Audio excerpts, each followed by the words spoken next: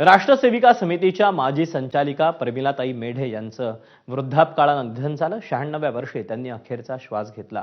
ज्या काळात महिलांना घराच्या बाहेर जाऊन काम करणं कठीण होतं, त्या काळात त्यांनी देशपातळीवर राष्ट्रसेविका समितीच्या कार्याचा विस्तार केला। त्यामुळे आज त्यांच्या जाण्यानं राष्ट्रसेविका समितीचं मोठं नुकसान झालं। संघ परिवारात ज्यांच्या कार्याला आदर्श म्हणून बघितलं जातं, ज्यांच्या कार्याचं नेहमी कौतुक होतं, त्या राष्ट्र सेविका समितीच्या माजी मुख्य संचालिका प्रमिलाताई मेढे यांचं वृद्धापकाळानं निधन झालं। वयाच्या 96व्या वर्षी त्यांनी अखेरचा श्वास घेतला। शेवटच्या श्वासापर्यंत त्या अहिल्या मंदिरात वास्तव्याला होत्या। राष्ट्र सेविका समितीच्या मार्गदर्शक म्हणून त्या सक्रिय राहिल्या। 2006 ते 2012 पर्यंत राष्ट्र सेविका समितीच्या मुख्य संचालिका।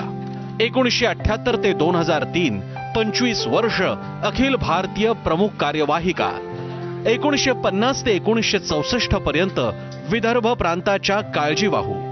1965 ते 1975 केंद्रीय कार्यालय प्रमुख। राष्ट्र सेविका समितीच्या स्थापनेपासून प्रमिलाताई काम करत होत्या।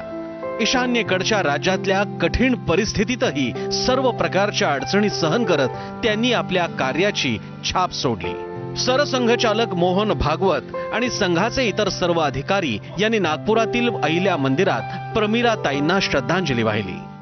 प्रमिलाताई गेल्या आमच्या डोक्यावरचं छत्र हरपल्यासारखी भावना आमची झाली। त्यांनी निष्ठापूर्वक इतके वर्ष जे समितीचं काम केलं, त्यात त्यांनी परिश्रमाचा, तपस्येचा, समर्पणाचा सगळेच आदर्श आपल्या जीवनाने आमच्यासमोर उभे केलेले आहेत। त्या आता असणार नाहीत, त्यांच्या तर त्या अधिकारामुळे त्यांना सद्गती मिळणारच आहे।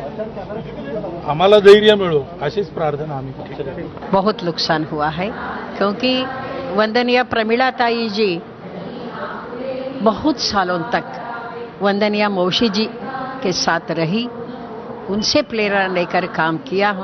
वही एक व्यक्ति है, माने प्रमिलाताई जी एक व्यक्ति ऐसी है, तो वो इतना सालों तक, लगभग 40 साल तक वंदनीय मौसी जी के साथ वो रही है। उनका बहुत कर्मठ व्यक्तित्व था और प्रखर चिंतनशील व्यक्ति थी।